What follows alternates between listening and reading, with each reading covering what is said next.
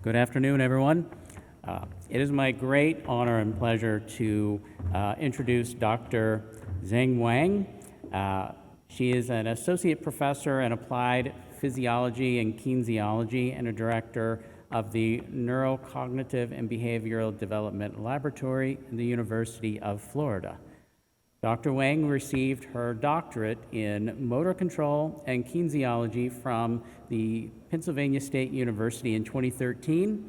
She went on to complete her postdoctoral training in cognitive neuroscience at the University of Texas Southwestern Medical Center and the Lifespan Institute at the University of Kansas in 2018. Thank you for coming to my state.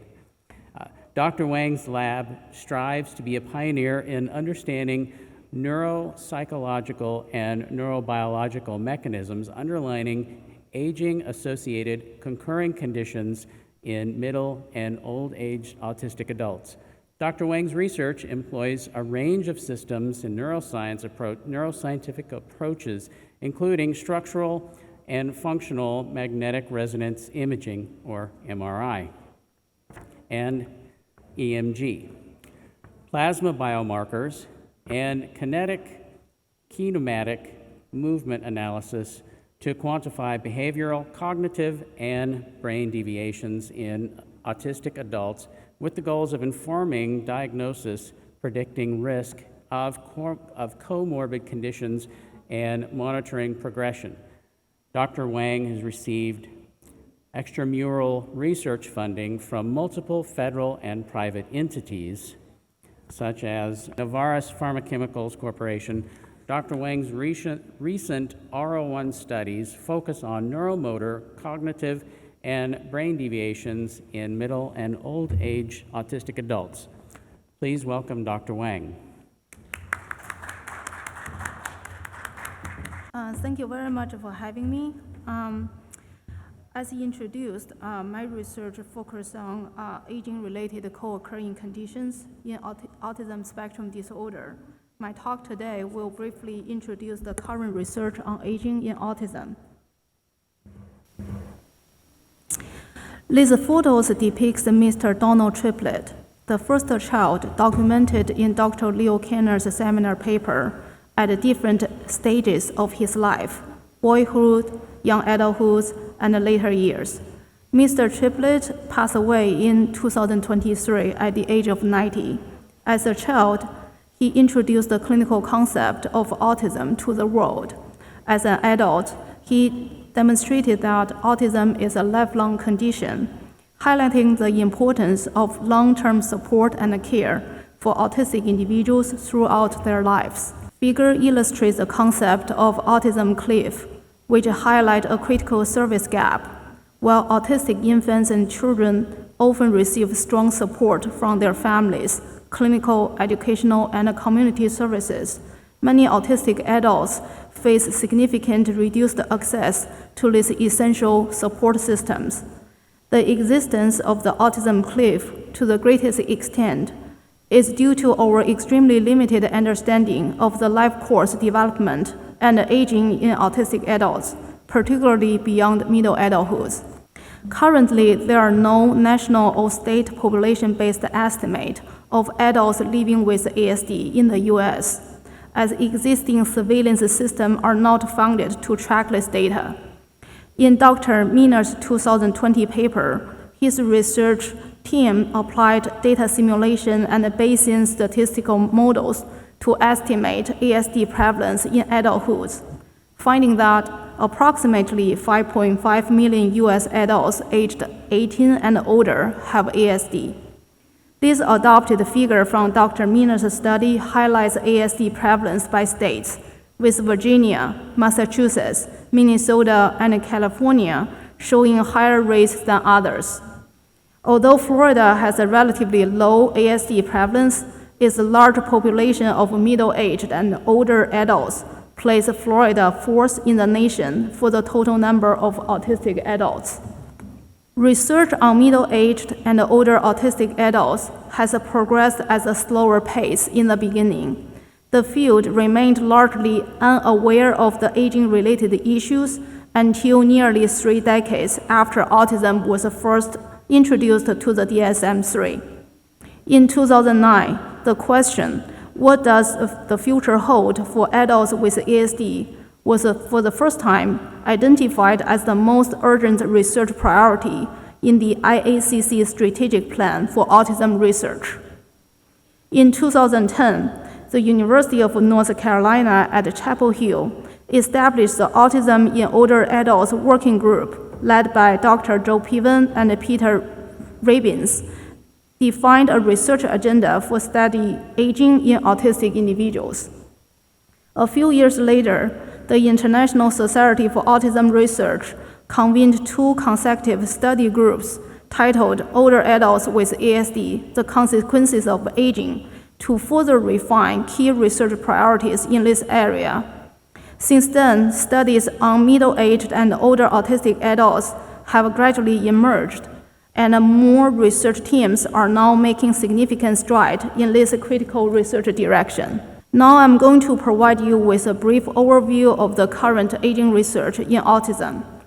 Broadly speaking, aging research aims to understand the biological, psychological, and social aspects of aging, with the ultimate goal of enhancing health and quality of life as the individual grows older. According to the WHO classification, middle age spans from 45 to 59 years, with old age begins at 60. In study of middle-aged and older autistic adults, the first question we need to consider is the age range to focus on. Even though right now the field has not achieved a consensus regarding the age range, most research teams include individuals aged 30 and older, based on the assumption that autistic individuals may experience accelerated aging compared to the general population, leading to an earlier onset of aging-related changes.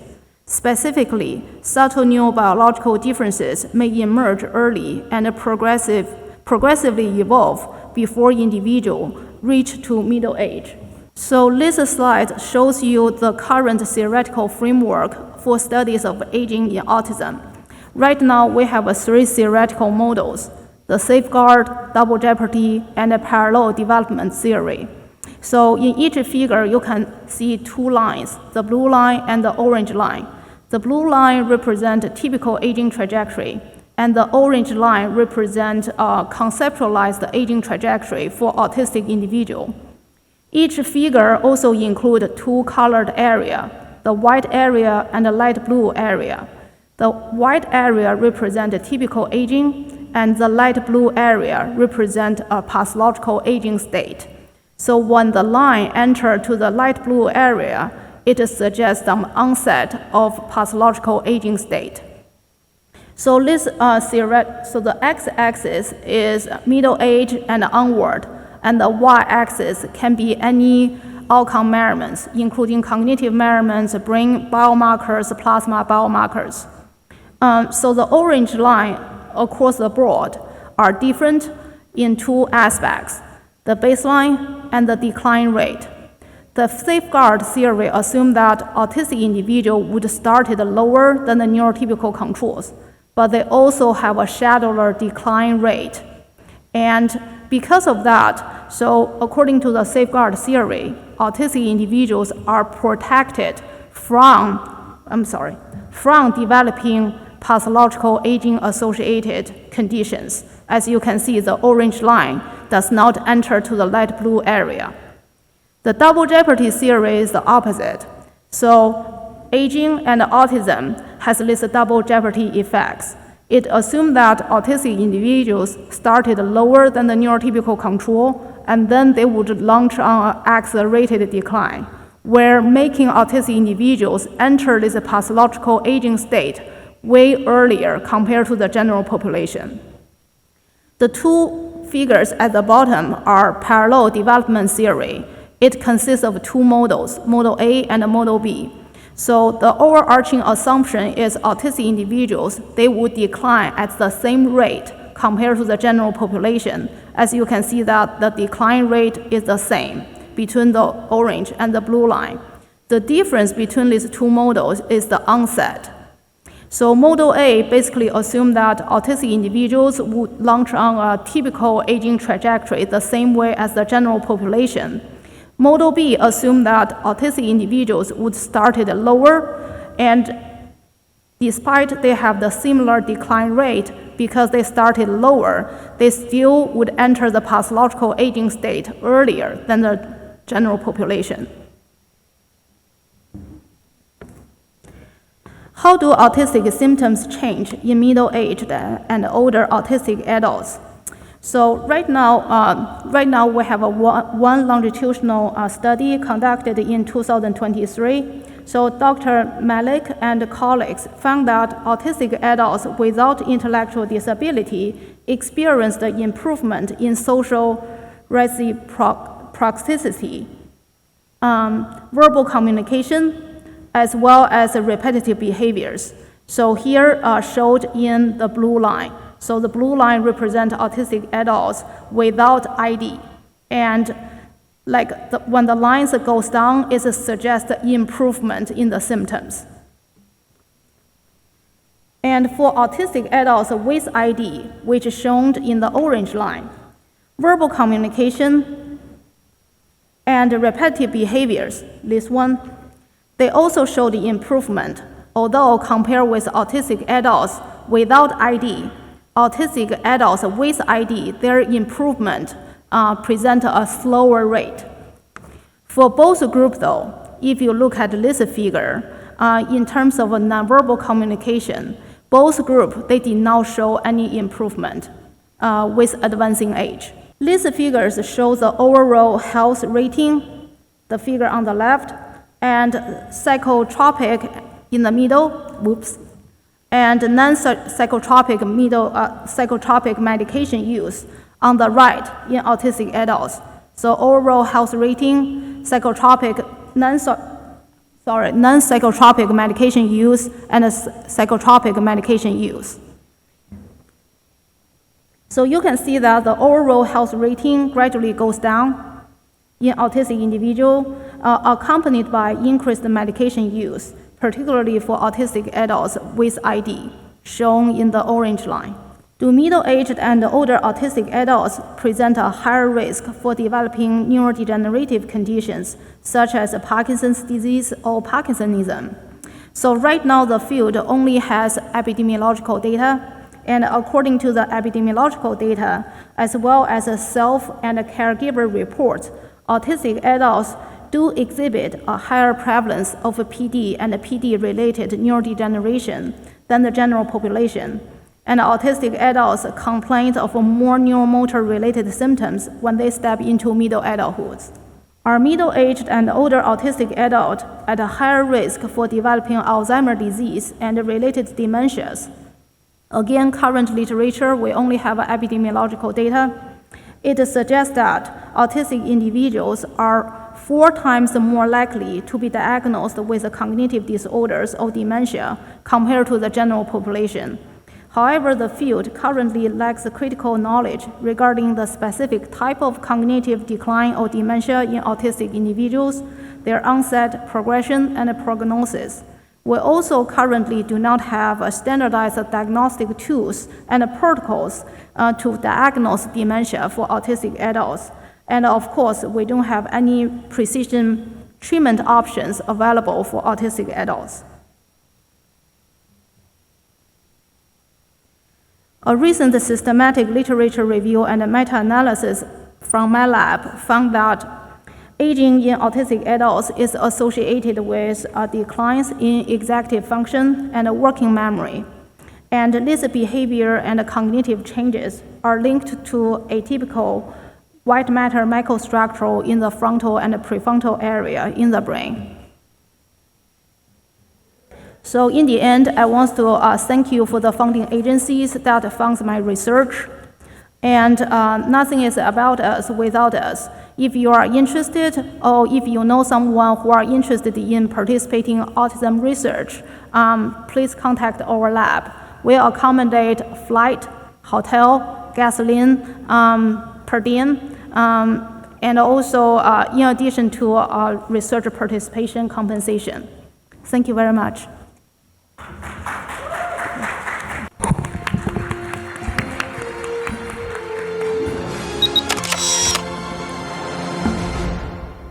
welcome all the panelists, Dr. Temple Grandin, Dr. Alok Sharma, Ms. Lynn White, Dr. Richard Bowles, Thomas Silent, Ms. Stacey Hoagland, Ms. Elizabeth Bonker.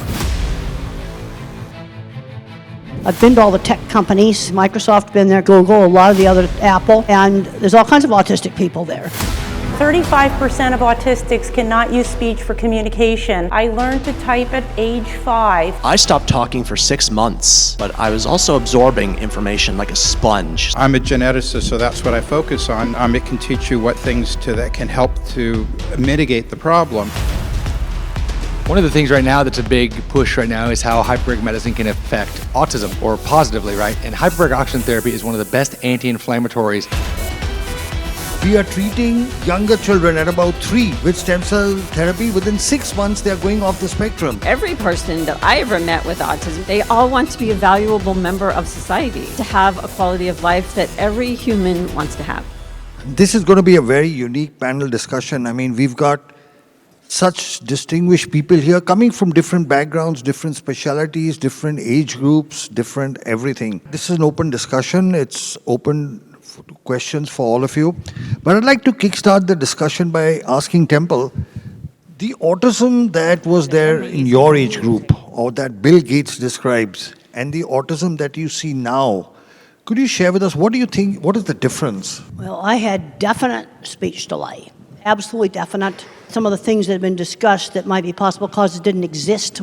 I'm 77 years old, and then I'm thinking back to when I was a child and when I was young, people that would have been called Asperger's, where there's no speech delay. A lot of these grandparents that come up to me and talk to me, they're old enough that some of those other things wouldn't have caused it. And what I got to thinking about all of this, like there was some very severe stuff discussed, there's a lot of people where they're just slightly geeky. I think they've always been here. So is autism increased detection or something else? I think it's both. And I think on this real mild end, some of the people I worked with in these shops, they wouldn't have had speech delay, but they would have been taking shop classes. And I think all the screen time has made a lot of stuff worse. But then you get into remains nonverbal. That's very severe. Regression at age 13. Then you have the kids that regress at age 3. Some of those kids, how are those different? That needs to all be looked at really carefully. It was interesting in the genetics talk, it said genetics, but then in some trigger. But there were plenty of people from my generation that would have been the Asperger type, where there's, and I know that's not used anymore, no speech delay. My father was probably one of them. He also had allergies, and then we both have eczema and skin rashes. I have Meniere's disease that I managed to get into remission. That's autoimmune.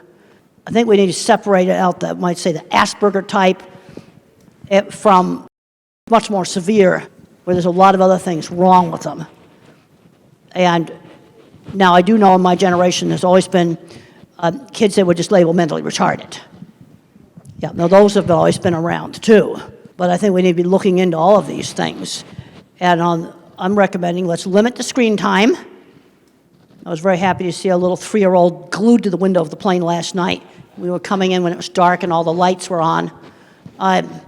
Not glued to a phone. A lot less screen time, a lot going back to some 1950s, just teaching some basic social skills.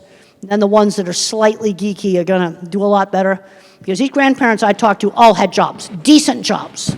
They managed to keep them. But where it helped was with relationships, getting a diagnosis. And it probably would have helped my father. I'm almost positive he was on the spectrum. No speech delay. That's maybe a very different thing than some of this much more severe stuff. And the first thing I want to do is take the data and divide it and start doing some categories, like a multivariate analysis on the data, to see how it breaks out into categories. And there's all the discussion about Kennedy. Well, we both might be right. You see, on one part of the spectrum, I think it may be just increased detection, but some of this more severe stuff, some of these other factors may be involved. If I may. Oh, and I'm what I like to call a zennial. I have Generation X's work ethic and millennials' tech savviness. I was born during the Star Wars years, like late 1983. I just aged myself there. But I also see some of the development of how autism has appeared over the years. For instance, when I was first diagnosed, or even before I was diagnosed, I stopped talking for 6 months when I was about 2 years old. But I was also absorbing information like a sponge. So when I finally spoke again, I was ready to wring that sponge out. I could read, write, spell, rearrange magnetized letters on the refrigerator into words. I would rewind Sesame Street over and over again, my favorite parts of movies. We've really come a long way since thinking that Dustin Hoffman and Rain Man is the definition of autism, or at least that's what they had to work with back then. You didn't need to have an intellectual disability, mental retardation, whatever you want to call it. In the mid-90s, that was when diagnostic criteria changed, and I was officially diagnosed then with mild autism. Yes, the term Asperger's syndrome was thrown out there, but my formal diagnosis was mild autism. Back in the 80s, you had to have speech delay to be autistic. 6 months of non-speaking, that was considered a speech delay. So I fit the bill, more or less officially, but it was also really an eye-opener. So that explains why I rewind videos, why I do what I do. So having knowledge of that diagnosis, understanding how it came to be, and what I'm going to do about it. This is the hand I've been dealt. I don't want to change in the sense that if you were to say there's a cure for autism, you want it? I'm saying no, because I am who I am, and I wouldn't be who I am without autism. And like I said, belief in yourself. In your own time and space. Well, so this is an open discussion. Anybody can jump in. So, Taita, do you want to talk about some of your work? Sure, I'm happy to. So just to give you a quick overview, as you kind of probably heard from me, I'm a pediatrician. I have cerebral palsy, was born in 28-weeker, 18 surgeries later. Here I sit by the grace of God as a pediatrician and a hyperbaric medicine physician. But one of the things that I do, I run a facility all across the United States and abroad doing hyperbaric medicine for special needs individuals, for both children and adults. I've treated all indications for hyperbaric oxygen therapy, the 17 that are approved in the US, and over 65 internationally.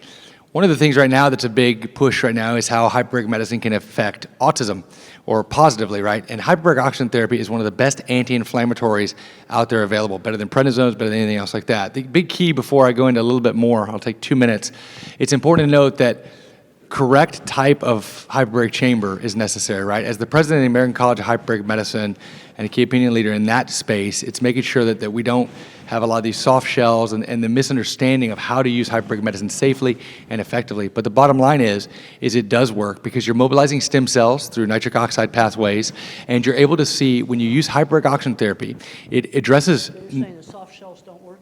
I'm saying that a lot of them aren't as effective. Yes, ma'am. I think that there's a safety effort there. They're not covered by the FDA. People don't have the right training. They work in terms of some depth, but I think that there's a larger breadth there that has to be, make sure you're doing it effectively and correctly, right? So we see this a lot.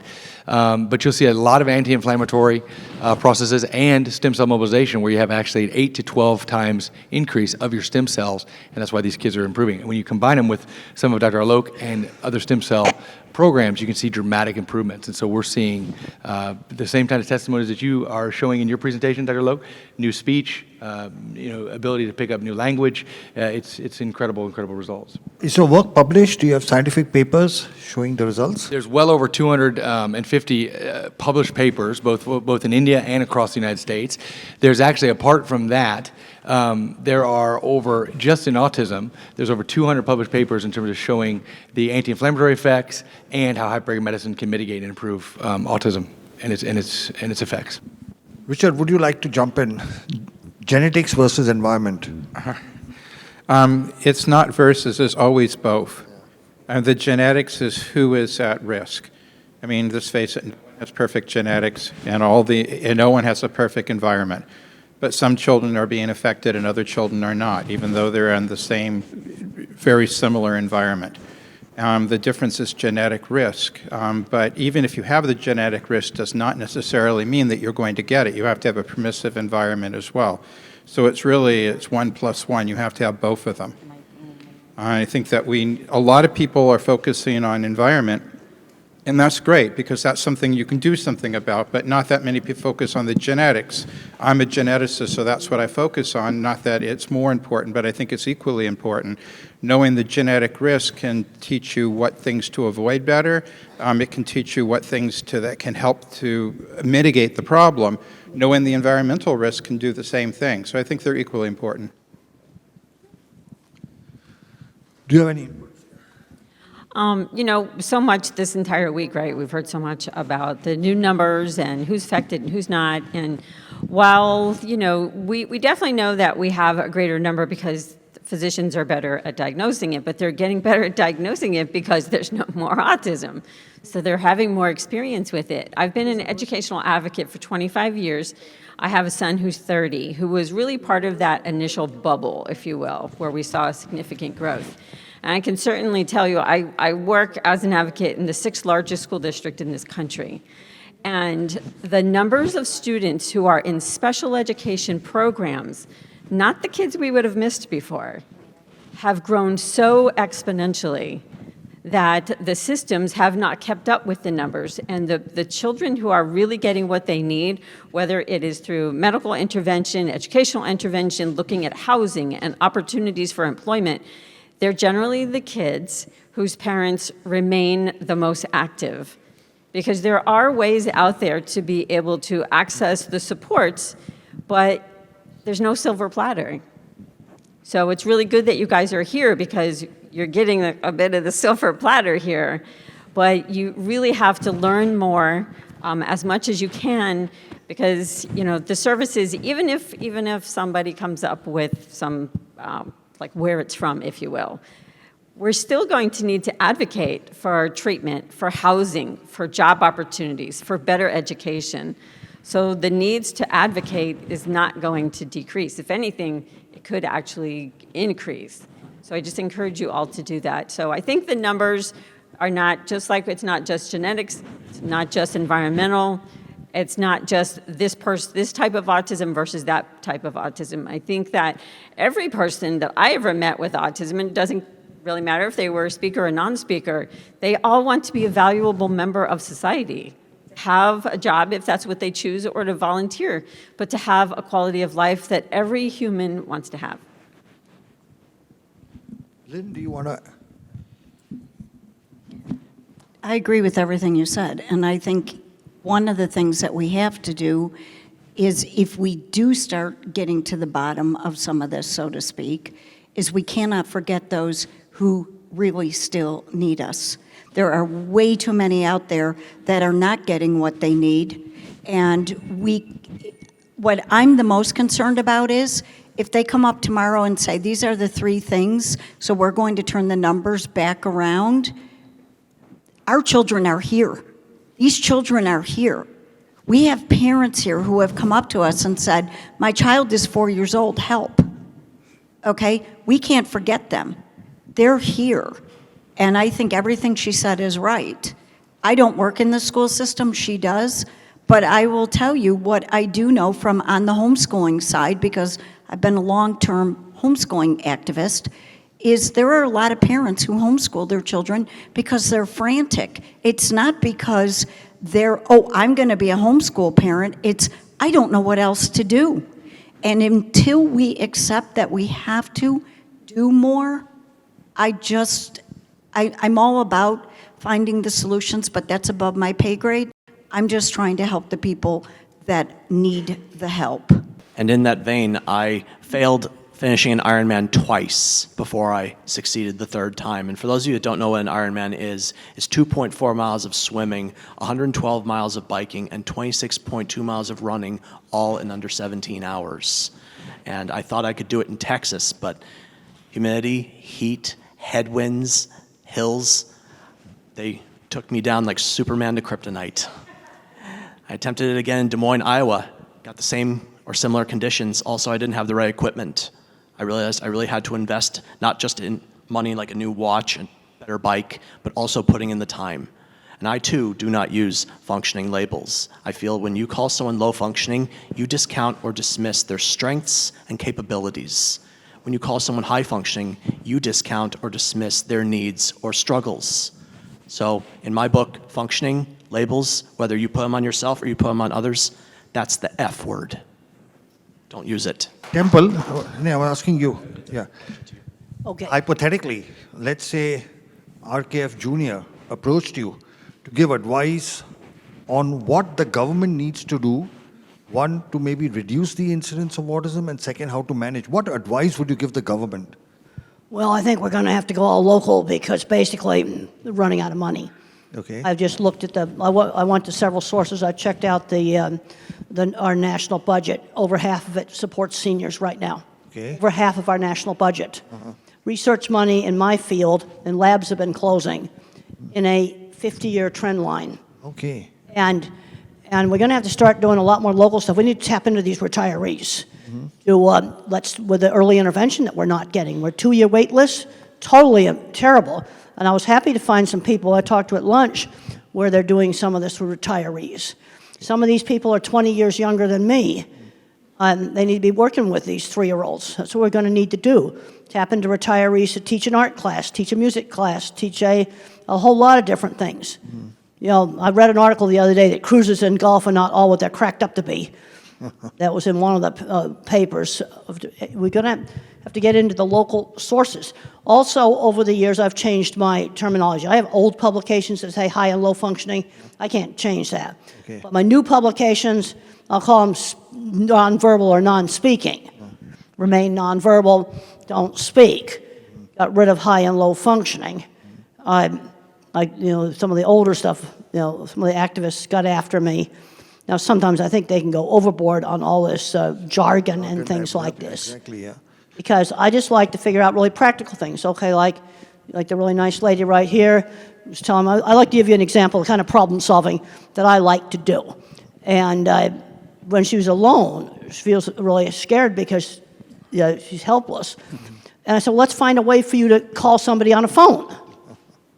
Well, it has to be auditory. So we're going to just teach Siri that is one person, is another person, and then you just call on a speakerphone. You don't have to buy expensive stuff. I think that could be done with existing equipment. That's a simple thing to do. Okay, different buttons on the wheelchair that won't work. Okay, well then we don't use that. There's so many simple things. I remember one time watching a wonderful video a guy presented that showed a kid somewhere in Africa got one of those Blade Runner legs, got a pair of them. And he was just so happy out there stomping in the mud puddles. And something like that makes a lot more sense than a fancy electronic leg that's going to just break. Okay. Yeah. It's also something they could probably make in local shops. You see, this is where a visual thinker sees solutions to problems. You see, the idea for that phone thing is a car phone. You say, now call so-and-so. Well, we just got to make those little abrupt sounds. Why am I picking out those sounds? Because I don't want it accidentally going off all the time. It has to be something that you do very deliberately that will make it call somebody. I just think that stuff up. I mean, that's what visual thinkers do. I heard a solution to a problem. I also saw car phone in a car, too. The activists got all over some parent group that's called Profound Autism. And these are the people who need 24/7 care. You know where I've seen some of the best 24/7 care for really severe? Some faith-based groups. I've actually seen some very, very good programs. Benjamin's Hopes in Michigan, Brookwood in Texas. It's all private money.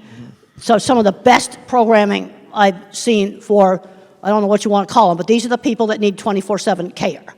And they grow up into adults and the parents can't take care of them for the rest of their lives. You know, that's just examples of some things I've seen that really worked well.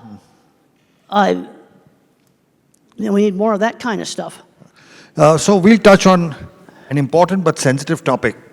Tom spoke about his impending getting married, and you have chosen to live life by yourself. Between the two of you to discuss, because very often people on the spectrum who are older, they approach doctor and say, should we get a child married?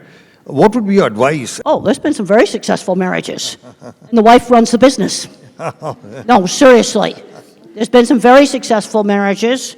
I know 2 computer programmers that got together. That's been very successful. They're both on the spectrum. And you know what they did for their engagement dinner? You got to go to a white table restaurant. You got to have candles because you got to set the stage for a super romantic discussion on computer data storage systems because they are the most interesting thing in the world. And two chemists got together. Oh, okay. Yep, there's been, some of these you intend to have nonverbal autistic kids. Yeah, there's a place for getting married. I had one parent come to me and said, my son's doing great. He got married, bought a house, going just great. If my book helped somebody to do that, I think that's really a good thing. No, they should get to do all the things that regular people do. Some of them have got kids. That's been successful. I'm a problem solver. And I think I figured out a way for you to get a phone that you can use. They'll call 2 or 3, maybe at least 2 numbers. Because I'd be anxious too if I was you and I was all by myself. Tom, your views. For my part, as far as marriage goes, there was a time I thought I wouldn't get married. And I was in a relationship with a woman on the autism spectrum, but it didn't work out. My parents, and they're still together. My mom and dad are still married after 45 years, but they live over 1,000 miles away from me. There was a time they offered me the opportunity to move up to where they were going. I said, I've built a life here. I'm going to stay. So actually, my parents, as much as I love them, being out of the equation actually helped me blossom. Yeah. I see we have some agreement. And Rosetta, she had to step out to check on an order of hers, but we had met in person 6 years ago at an event, kind of like this one. So we knew each other in person, face to face, stayed in touch online. During the pandemic, she moved to Virginia. That's where she hails from. I was in California. Then I was doing the Ironman in Maryland, the one I finished. And before that, I said, I'd like to meet you again. So we made arrangements after I finished the Ironman to meet, and we decided to get married, and we're getting married in September. And there are people in my life, unfortunately, that are thinking this would never happen. And now that it is, they are struck. Don't you think that woman is the most gorgeous woman out there, crown or not? And for someone with autism, and she's not on the autism spectrum, but I am able to make our relationship work. We have our struggles, as any couple does, but we believe that it's going to work out. And statistically speaking, only about 7% of people with autism ever get married. And even fewer stay married. So we have some resistance, some difficult spots, but our love matters. And I really wish she was here to hear me say that. I would like to add, although that's very good, because as a pediatrician and as a person with a disability myself, I have a wife, 3 kids. One, we also adopted a special needs daughter who has Netherton syndrome from wound care side. We won't get into all that. But the point is, I'm sure you guys are familiar with the term ableism, right? A lot of times a neurotypical individual is going to say, well, back in the old days, I wanted to go to the movies. Well, we didn't want to invite Tyler because he couldn't walk up into the stairs, right? So they were trying to save my feelings because they didn't want me to fall down the stairs, for example, when really I just wanted to be invited to the movies, let's say. So the point of all this I'm making is you just got to look outside the box and allow, there's a lot of blessings. We're all handicapped. Mind the world can see. We're all struggling with something. We all wish we could change something about ourselves, and that's the whole point about whether you're on the spectrum or not, right? But I think it has very much, we have to combat ableism in this country. Going back to what I would say to RFK, if it was for me or for anybody else with a disability, is when we lose value in people, we start to fail. And I think that's where the slip is, even though maybe some of his comments, in his mind, he was actually trying to help. I want to believe that, right? He was talking about the severe autism where they're never going to get married. I mean, I see these kids. So do you, Dr. Sharma. So do you, the occupational therapist. That's a real thing that we deal with, and these parents are looking for hope. So I don't want to say that by any means he's inherently evil, but it's a crass comment, and realizing and finding people's value and how they navigate the world. And people that are non-speaking, if they're in a job, know the difference between real work and stupid little busy work. And the other place where I've seen some really great programs is when the chairman or the president of a company has a child with a disability. I've forgotten the name of the man that did the warehouses at the Walgreens pharmacy, the distribution warehouses. He changed the computer so you didn't have to read. And the crews with the intellectual disabilities did better than the so-called regular people working in these warehouses. You see where the top does it. I went and I visited a plant in Mexico that actually had a very good program. There was a guy there that had, he said we had a boardroom meeting, And he said, well, I have Asperger's, and I now support my family. I support my sick grandmother. He was very proud of that. They put boxes together. Well, they had a marble stair in their corporate office. 3 people carried the wheelchair upstairs. You know, it sort of was just the attitude of doing it in the middle of Mexico. Again, an owner of a company that has a child with a severe disability makes stuff like this happen. So about 35% of autistics cannot use speech for communication. These non-speakers can learn to type. I learned to type at age 5. It's never too late to teach a non-speaker to type. With typing, we can be educated and live productive lives. Please read to your children. They understand what you are saying. You are teaching them to read. There are now thousands of typers around the world, graduating from college. You need to work on these body issues. Thank you to all the doctors. You cannot learn if you feel terrible. Regulation issues affect so many of us. We are working on getting non-speakers out of fight or flight. Communication and regulation for all. You can do this, parents. We appreciate all you do for us, even if we can't say the words. Non-speakers suffer in silence. Please use Communication for All to teach them to type free of charge. We have stencil sets to give you so you can give your child a voice, and we have them over here for after the presentation. First come, first serve, we want to give them away. C4A Academy is our program of instructional videos. You can do it. We are all human beings who want to connect. We don't want to be left alone. Take us out to museums and for walks in nature. You can learn from parents who have walked the path and autistics who live the life. Non-speakers have a motor disorder, not a cognitive one. We want to have relationships of all kinds. We are just like you. Look beyond our differences. Please believe your children have gifts for the world. The world will be a better place when all non-speakers can communicate and share their gifts. There are more than 30 million non-speakers in the world and only a few thousand typers. Please join our mission to change this. Most non-speakers are diagnosed with intellectual disability, and we have a motor disorder. Don't believe the IQ tests. We need to learn to type to show you what we know. Giving an iPad with a picture exchange system is not enough. We need 26 letters to express ourselves and be educated. Please watch the Spellers movie on YouTube. It will show you how typing changes lives from hopeless to hopeful. Profound autism conflates non-speaking with intellectual disability wrongly. Non-speaking doesn't equal non-thinking. Teach them to type. We are all interdependent. I was extremely self-injurious and have great empathy. Please don't give up hope. The right doctor can help. A virus triggered PANS, an autoimmune reaction. It is serious and needs expert treatment. Parents, keep pushing the medical science. You are the expert on your child. Find doctors that believe autism is a treatable condition.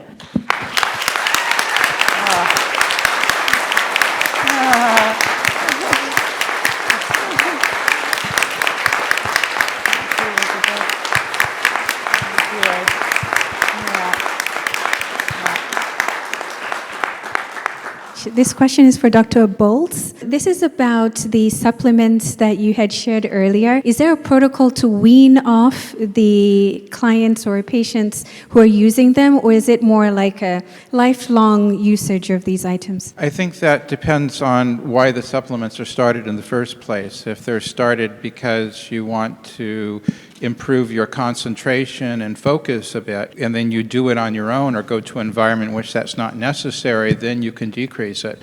But for the most part, autism was present at conception, at least the genetic component of it, and the neurological part was present in very early life.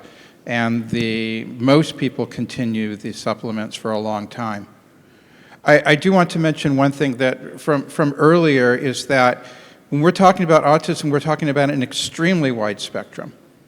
And on one side, you have the billionaires, and obviously they are employed and they are getting married, and they are thinking of themselves as neuro-unique and not disabled, and that's very, very valid, and they are actually offering a tremendous amount for society.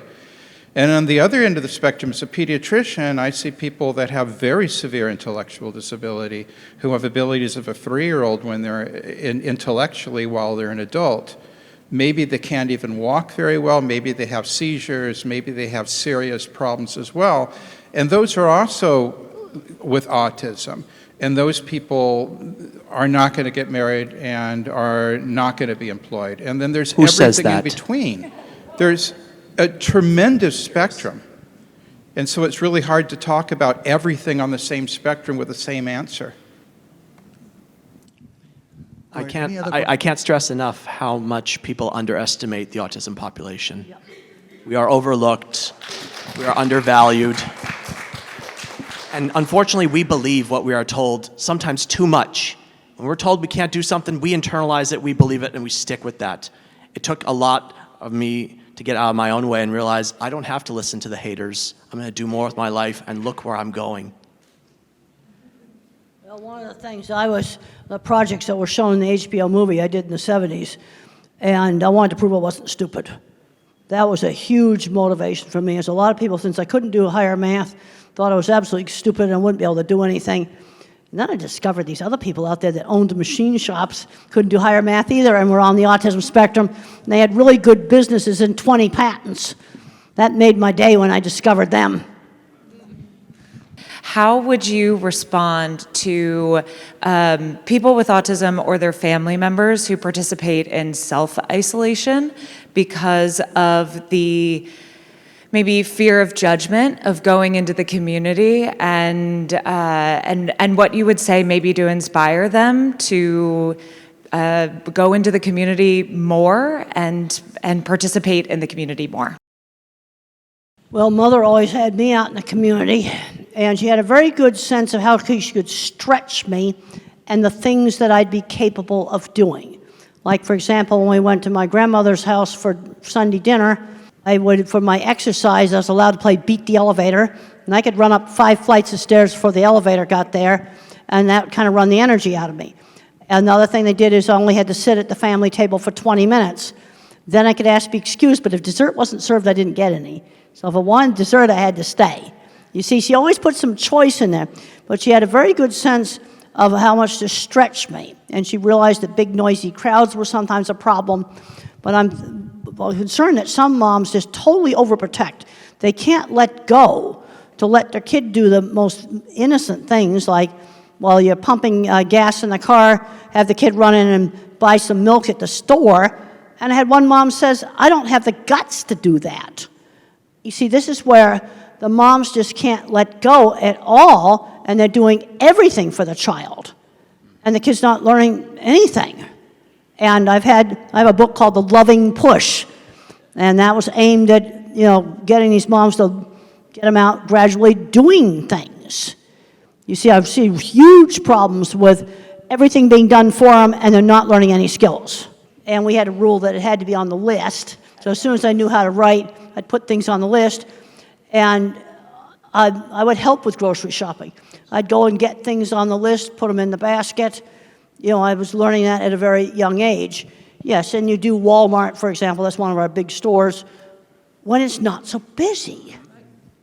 In California, where I live, I don't know if they do it here in Florida or other places, there are certain reduced sensory hours. Like you can go in between like 7, 8 a.m., less lighting, less people, a lot more better shopping experience. But I've written a book, Come to Life, Your Guide to Self-Discovery, to address gang out there. Life doesn't come to you, my friends. It's up to you to come to life. Are we keeping our kids out from out there? And also in addressing the naysayers, the people that might be holding us back in a sense. That's in my book, My Glass is Full. And these are available for sale. is in neuro needs. I mean, we have some people with autism that work for us, and they are in positions in which their abilities are perfect for their job. They are better than a neurotypical person at that job, because we know that they can do that, and we know autism. We just need to get the word out that these people have certain abilities that allow them to do things better than other people, that it's not charity, that employers will want to hire them, and they'll want to give them a good wage. We think that, I mean, this is what Dr. Grandin was talking about, is the way of fixing things in pictures and everything, is that they have abilities that other people don't have. We just need to get that word out. We wouldn't have any computers without all the people in the tech industry. And I've given talks there, and half those programmers are on the spectrum. Yeah, I've been to those companies. I've sat in their fancy restaurant, watched all the nerds come in. We need the skills. See, that's the thing. At one end of the spectrum, and you've got Steve Jobs and Bill Gates. Bill Gates is official now. He's on the spectrum. And he's had a very successful business. Another thing, both me and Bill Gates were taught that you give back. That was something we were both taught. I have put 23 graduate students through school paying for their masters and their Ph.D.s. That's what I've done with the book money and speaking engagement money. And Bill Gates said you get huge amounts of money going into healthcare. We were both brought up in an era where you give back, which it's been really eye-opening for me to read his book, because so much of how we were brought up was very, very similar. Thank you so much for all of your work that you do. And I need to emphasize that profound autism is real. Work is being done right now to put it in the DSM so that we can have a specific name for the people that will require lifetime support. And as much as, of course, we want our kids to continue to grow and to thrive and to be as independent as possible, it's very important to recognize that for some people, they are not going to be independent. And the best thing that we can do is continue to support them, have trained caregivers, because one day we're not going to be here anymore, and our kids are still going to need care. And the system is very broken for them. And it's hard. Autism is not always awesome for everyone. It's hard. And, you know, when you see kids that are beating, or adults that are beating their heads and they've lost their eyesight because they're banging their head on the wall, I mean, these are real things that they're dealing with. And so it's a big spectrum. When we adopted our kiddo that's special needs, the developmental doctor, the first thing that he told us to do was watch your movie, Dr. Grandin. And it was amazing for us, and it was very eye-opening. And the encouragement was there for him, and we are still encouraging our kiddo, but he's almost 20 years old, and he still can't use the bathroom by himself, not completely independent. He can't brush his teeth by himself, and that's a goal that he worked on the entire time that he was in school. So we have to recognize that, you know, he's not going to get married. He's not going to be able to live the same life that my other kids can live. He's not going to be able to drive a car. But any improvement that he can make towards being independent, we're going to continue to push him. I mean, he's still in therapy. He just got on a horse 2 weeks ago. We were shocked about that. We never thought he would get on the horse. We thought he's going to go and brush the hair of the horse and just be there. But no, he did. And so that improvement that he made, I mean, we're thrilled, and we're going to continue to do that. But we also have to prepare him and his brothers and sisters that, you know, he's going to need care after we're gone. So I just wanted to say that remember, and I appreciate everybody's positivity, but remember that for some people, they have kids and family members with profound autism that are going to need lifetime care. I totally agree with you. I totally agree with you. In my talks, one of the things I talk about all the time is we're going from Einstein, that somebody is going to need, you know, constant care, 24/7 care. You see, this is one of the problems. And it's such a big spectrum, all with the same word on it. And I totally agree with you. And every talk I do, I make a point of, some of the activists attacked the term profound autism. And I'm not the one who's attacking it. People that have the loudest voice are putting in the input, but the people that can't speak and their caregivers, God bless them, are tired. I mean, it's all you can do to pay the bills and take care of a person, change adult diapers, emergency room visits. Nobody wants to babysit, so you can forget like going places. It's hard. So those people are left out of the research and the statistics.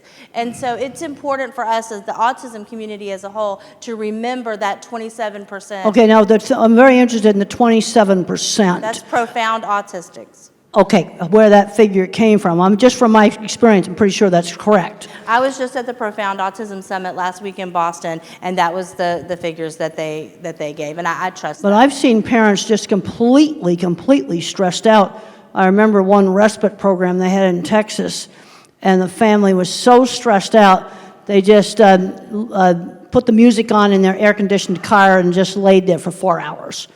That was how stressed out they were. 4 hours of respite, and this is very different than somebody like me or somebody like Bill Gates. It's a totally different thing. And then you have some that are kind of medium that may not be totally independent, but they can do a lot of life skills. It's such a big spectrum. I really believe that what we need more people that care, more people that don't have autism, that care, like teenagers and, like you said, seniors, that can help parents, that are trained, that there just needs to be more compassion in our society, and I feel like that should be a part of the message that the autism community is putting out there. Well, the other problem we got was certain advocacy, autism community, they attacked me, they've called me ableist, they've called me bad things. Some of it, they just put so much venom out there, right, that you're not actually getting things done. One of the things that 25 years, you gotta remember I'm 25 years in the construction industry, and I have found that it affects how I think about things. You have to build things and solve problems and not just talk about it. You gotta do stuff, you gotta get projects done, you gotta make them work. You got to not fight everybody. You don't get jobs done doing that. It is to support children like yours that I made that comment that didn't go over well. That autism is a very large spectrum. I see kids that appear to be profound. Some of them become mild autism because of the right treatment. Sometimes we find the exact gene and they get much better. Some of them become moderate autism, but some of them stay profound, even if we find the gene. Some of them we can't help today in 2025, no matter what we do. And you're right, the community is not really supporting them to the degree that perhaps that we should. And we need to consider them as well as the others.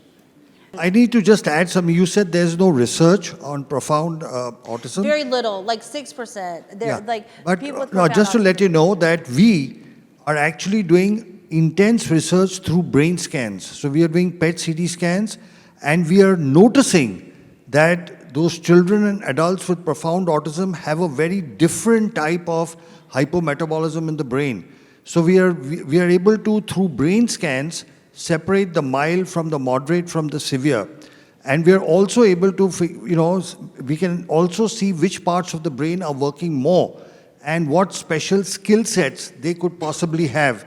So today, especially in the neuroimaging world, the focus is shifting from what they cannot do, the brain that is not working properly, to what they can do. And as in all the talks, including what Temple spoke about and Tom spoke about, once we identify what is the thing that they are specially connected to, feel about, and then give them coaching in that, they do miracles.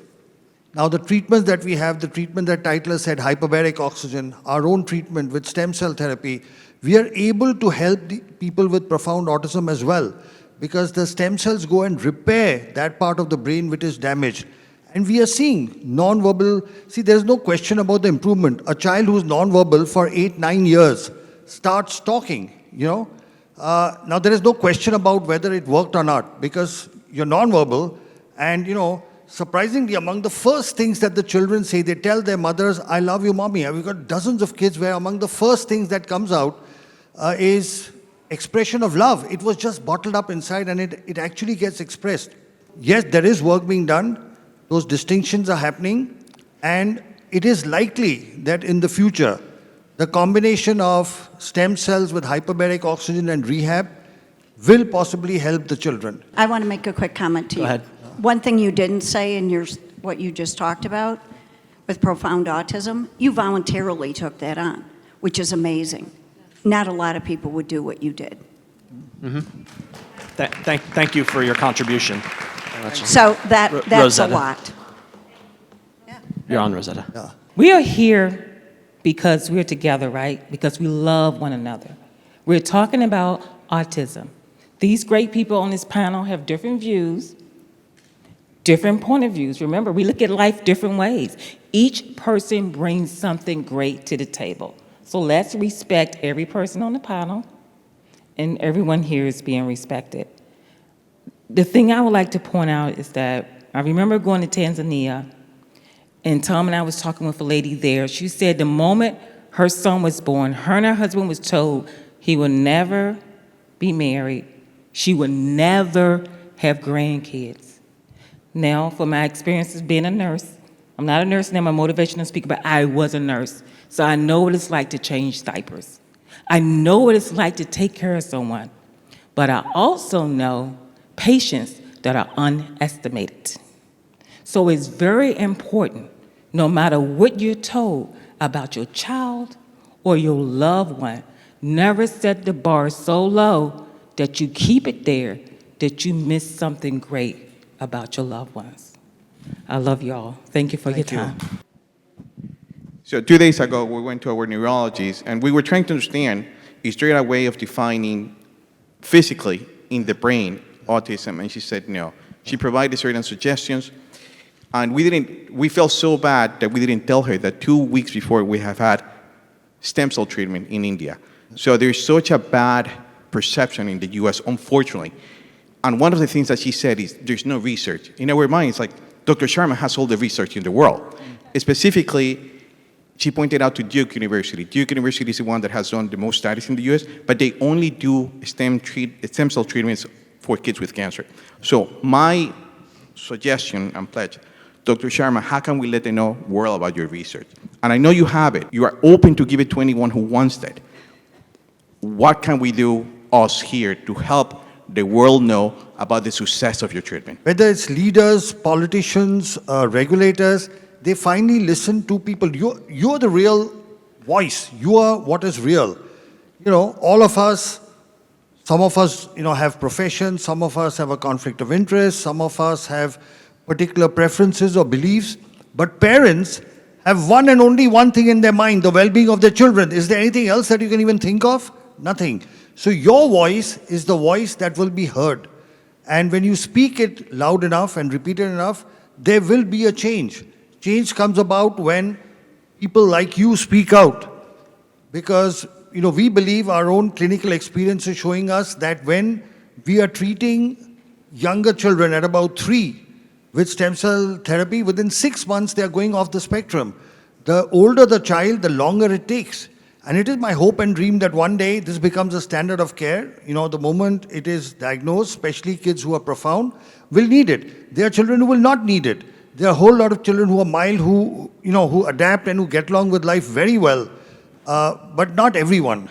There will be what she's talking about, the profound kids who need help. There's something called a hole in the heart. Kids with Down syndrome have a hole in the heart. If you have a hole in the heart, you fix it. The cardiac surgeon will go and do something and fix it. So, if there is severe and profound damage, it needs to be fixed. And what we are seeing is that once you fix that, whether it's hyperbaric oxygen, whether it's whether it's the supplements that he was talking about, whether it's the stem cell I talk about, whether it's the rehab he talks about, in my lecture I said it all works together. So your voice is the voice that will be heard. Anybody else, any questions? I have one question. I'm watching with the gentleman behind me who is telling about that. Even my neurologist did not believe when we started the stem cell therapy for my son.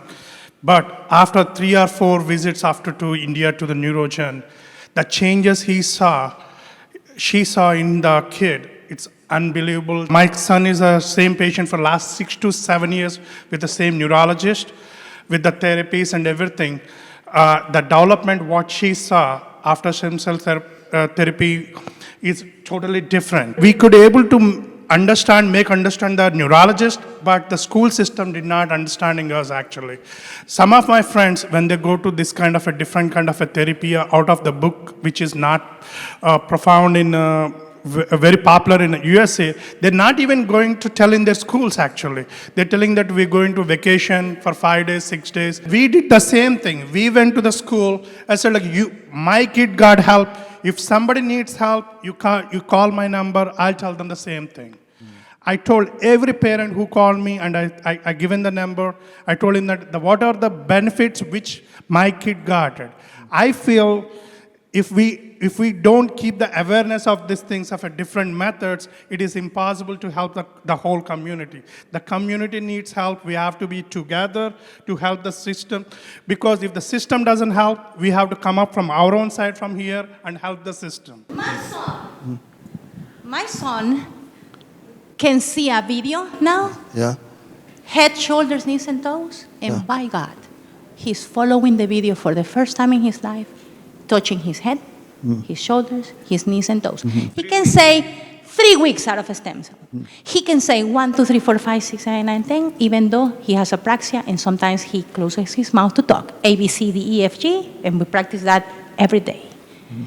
It's a miracle. It's science. But there's science behind it. You tell the doctor in the U.S., and there's like, where is that coming from? We feel uncomfortable telling them because they tell us there's no research. And that's why even though we speak up, we feel outcast. Because that's the system in the U.S. today. It punishes anyone that does any research outside the United States. They don't consider that research. It's like, I haven't seen any research. Neurologist practicing over 20 years. His pediatrician who didn't believe started believing after he saw the improvements. Go back and say, this is the improvements. Your child was not talking. He's talking within 3 weeks of the stem cell therapy. There is no rocket science to it. A child not talking starts saying ABC till Z after 3 weeks. That's a positive sign. Let the world know it. Speak up for it, and then slowly things will change. You know, And we if- now have the present health secretary, R.K. Jr., he has actually tweeted about stem cells and hyperbarics. He's actually tweeted that these are things that were intentionally suppressed. He says it openly. He says these were suppressed by the FDA. The health secretary of the United States is saying that treatments like hyperbaric stem cell and all these other nutraceuticals, he mentions nutraceuticals, were intentionally suppressed. So when you speak up, they will listen. People do listen to parents. Yes, and what I did is I did not listen to any of the parents or anything. I keep on stressing that, yes, we are treating with the same thing, we are treating with the same thing. We will be integrating with the other therapies, yes, but we're not going to leave that. If you think it is not helping, it is your opinion, but not my opinion. I'll do the good thing what my kid needs. I'll stand up for my kid. The gentleman had a question. What does the solution look like? Can come from a place of curiosity and discovery rather than who's using language itself. Ask for more discovery about why they were guided in language that way. And maybe, just maybe, instead of just seeing a lot of trees in Kansas during the 30s Dust Bowl trying to survive, maybe we use discovery, we have curiosity with all the groups to bring ourselves into one big collective force that can leverage the impact the world is missing. Thank you.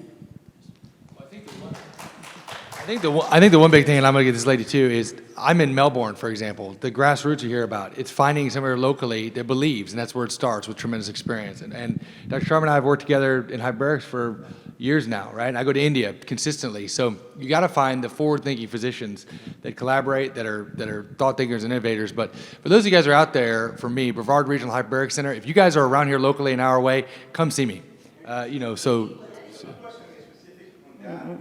Those willing and able physicians are very few. And creating some sort of inventory, some sort of Facebook page where you can access and really point out specifically these physicians. We asked our neurologists about hyperbarics. He says, there's no research. What they should point out is the kid that died in Ohio. So they're using those small mistakes sort of to prevail these sort of veil. We need an inventory list of those physicians that are willing. And if everybody can contribute, we have one. But I think if everybody can contribute, who are those physicians that are willing to work looking at alternative medicines?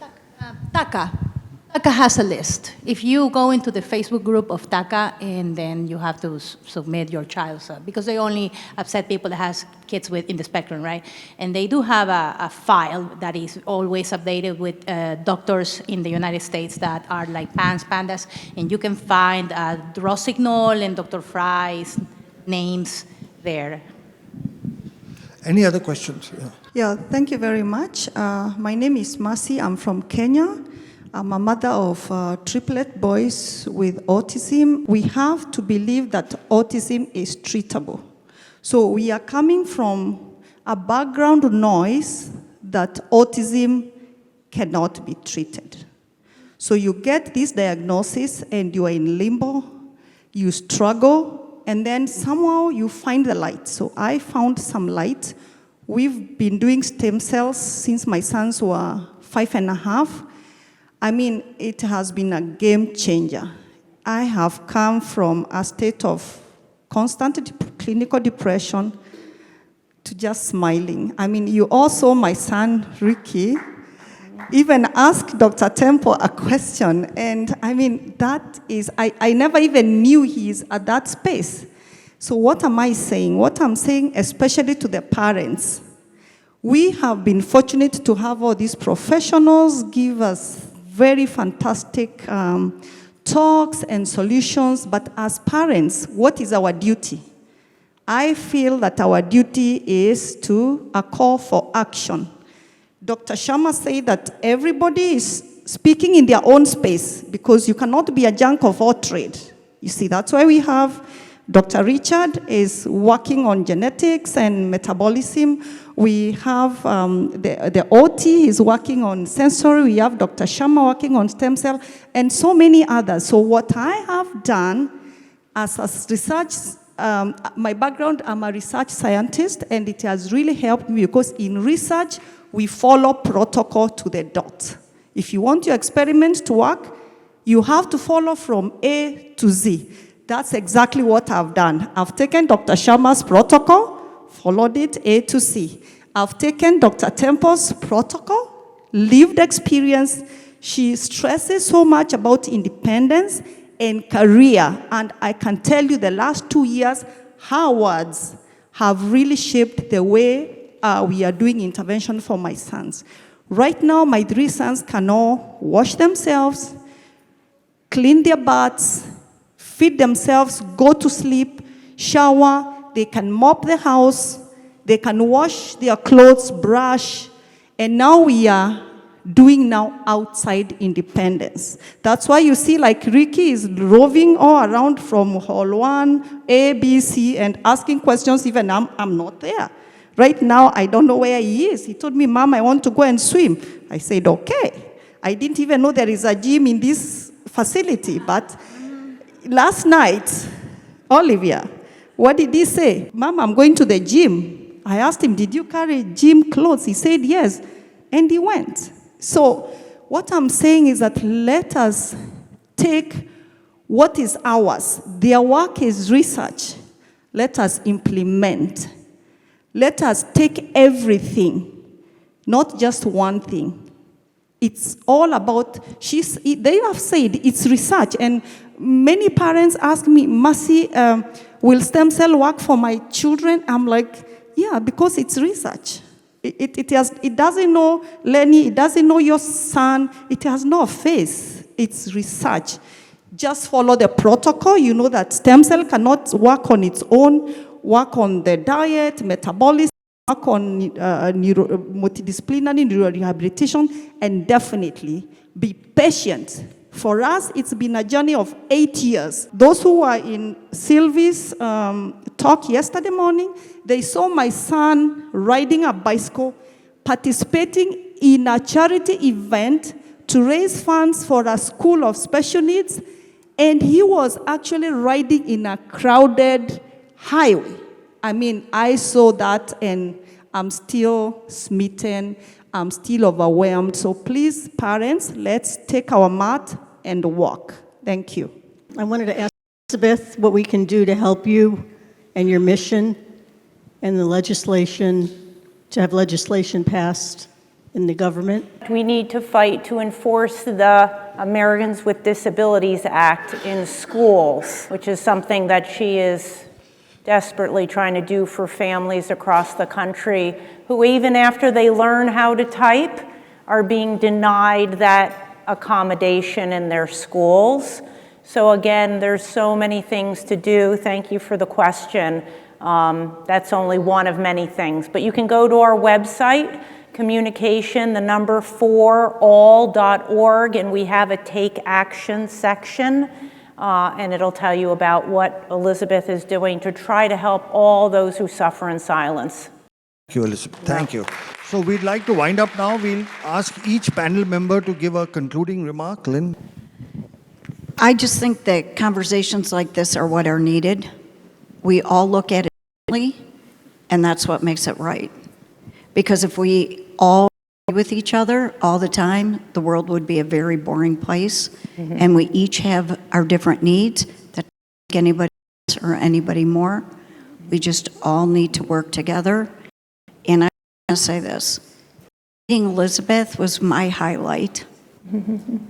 She's right. We have to fight. And guess what? Parents, we do know our children.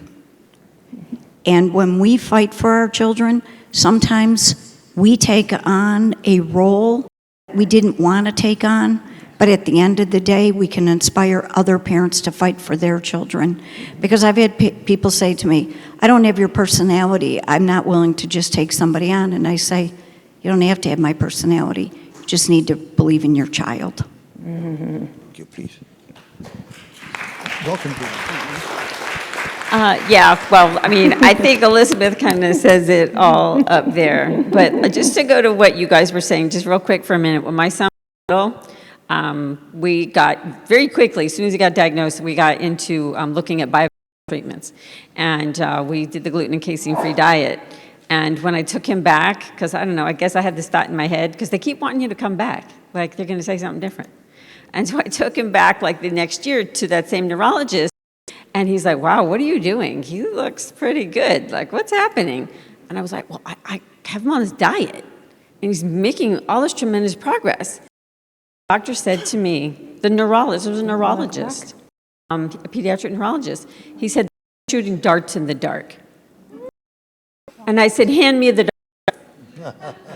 And so, you know, you take people's as much information as you can. You talk to people who have, who are experts in the field, and then you make the best decision you can for your family. Some of us physicians, like myself, have been around for a while, and we've been treating autism successfully for 30 years, and you're right, the institutions still don't believe that it works. I'm trying to publish as much as I can. It's a drop in the bucket for what we need. A lot of people are doing the same. The parents need to fight. Hopefully we have an administration now that is listening. At least now they are. Maybe they'll make a difference. With autism increasing so incredibly rapidly, this is going to become a societal suicide mission if we don't immediately get off the tracks and do something about it now and take care of all the kids along the way. Thank you.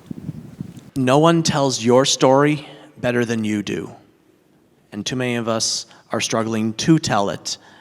When you find your voice and use it, that's when your life transforms for the better and other people's lives transform for the better. So go out there and do what needs to be done.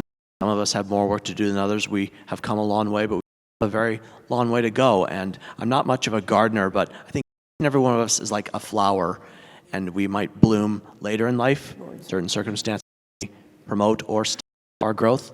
Find the place where you can not only survive, but thrive. That's why I finished my first in Maryland. No heat, no humidity, no headwinds, no hills. I did it. You can find the place you can survive and thrive too. Go get it. Final thoughts? Well, yeah, working on more and more independence. I definitely believe in that. Unfortunately, I'm seeing too many young adults that have become recluses in their room. That's something I was never allowed to do. You know, they were always getting me out doing things, but there was always choices. For example, when I was afraid to go to my aunt's ranch, which involved getting on an airplane and flying from New York to Arizona, there was a choice, 1 week or all summer. Not going wasn't a choice. You give some choices. It's like I talked about the kid that wouldn't put the phone in the x-ray machine. He can leave the phone at home or put it in the dog dish or put it in his backpack. Those are the choices. It goes to the airport, it goes in the x-ray, period. But there's some choice as to how you do it. And I've worked with so many people professionally that I know are on the autism spectrum. I've been to all the tech companies. You know, Microsoft, been there, Google, a lot of the other, Apple, and there's all kinds of autistic people there. You see, this is the problem we've got. At one end of the spectrum, you've got that, and at the other end of the spectrum, you've got, I'm going to call them the 24/7. These are the people that need constant care, and some of them have varying amounts of problems. And I think it's this population you may be more likely to find that some of these treatments work. I'm on a gluten-free diet now for heartburn. That only started last year. But we've got to go out and just see what we can do, because I'm seeing too many people of my type going nowhere. Way too many, because they're not learning life skills. And they're not learning work skills. Well, I echo what she said. You only handicap yourself by choice, right? That's it. We're here as a physician that's devoted my life to doing this as well. We're here, and I think you just have to find your village. You guys know that, but at least locally, if I could be an asset to you an hour way around, let us know. And you're looking at a panel that believes the same thing. It's not pseudoscience. It is grounded in science. We're just forward way thinking and combining it all. As Dr. Sharma said, it's a multifactorial approach. And when you do that, combining all these different modalities, you can see dramatic miracles in your kids' lives. And every study that you look at with hyperbaric oxygen therapy, stem cells, no matter what, just like in my own life, it all showed improvement in quality of life. And is that now all that we're all looking for? That's exactly it. So find your doctors, find the people that believe in you, and go get it. So thank you. I'd like to thank all of you for being a wonderful audience. We want you to know that as parents of children on the spectrum, you, for those of us professionals here, are our inspiration, our motivation. You are the wind below our wings that keeps us doing what we are doing, because very often the work we do is in the face of stiff opposition and resistance. But what you need to know is all of us in our own way, okay, whatever aspect of medicine we practice, rehabilitation we practice, will continue to do the best that we can to ensure that all whether they are children or adults on the spectrum, are able to be the best of what they are. We are able to bring out the best potential within them. The work that we are doing with stem cells, and we've treated over 6,000 children with autism, a total of 15,000 patients, including cerebral palsy. We have over 100 publications. So the research is there. It's just a matter of time as more and more, like your children start improving and start speaking, as more and more people get to know, this will be available everywhere. The truth, real science, real treatments cannot be hidden and suppressed forever. It will come out. And it is my belief that it's a combination of comprehensive rehab, micronutrient supplementation, rehabilitation, hyperbaric oxygen, and the stem cell that we do, and all the advice that Temple has given. If you listen to Temple, I suggest you watch her movies, you watch her podcast. She gives you very simple advice. That one advice, talk slowly, results in tremendous speech improvements. That's simple advice. So sometimes it's a very simple advice. It's not something high-tech that brings about the best results. So I want to thank all the panel. Thank you for the wonderful discussion. Thank you for being here. And thank you very much. I thank Dolly, thank you for arranging everything. Lynn, thank you for being the co-host of the conference. You two guys have done a great job. Thank you.